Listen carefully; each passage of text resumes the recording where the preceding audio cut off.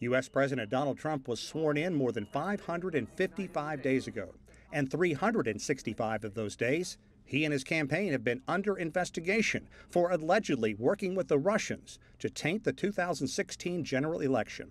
Trump and his loyal base have had enough. The president tweeting, "Congratulations, America. We are now into the second year of the greatest witch hunt in American history, and there is still no collusion and no obstruction.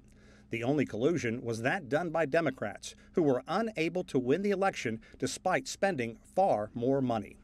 His critics aren't backing down. I would say to the president, it's not a witch hunt when 17 Russians have been indicted.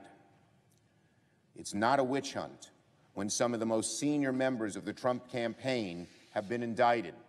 Special counsel Robert Mueller launched his investigation in part after the firing of former FBI Director James Comey. It's my judgment that I was fired because of the Russia investigation. Trump's former national security advisor Michael Flynn pleaded guilty and is reportedly working with investigators.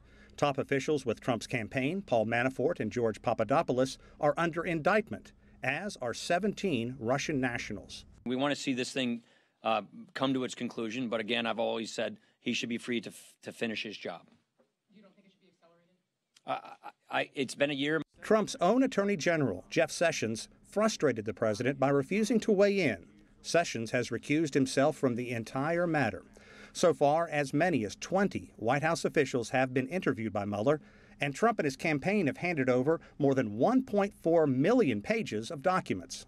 Any fair-minded citizen, even the most ardent partisan, should be able to look at the facts and say that this investigation is not a witch hunt. Former New York mayor and now Trump attorney Rudy Giuliani says he has been told Trump will not be indicted, a matter already up for debate. And the real fireworks may be in the future. Trump hasn't been interviewed by Mueller, but the president says he would love to talk if he would be treated fairly. Sean Caleb, CGTN in Washington.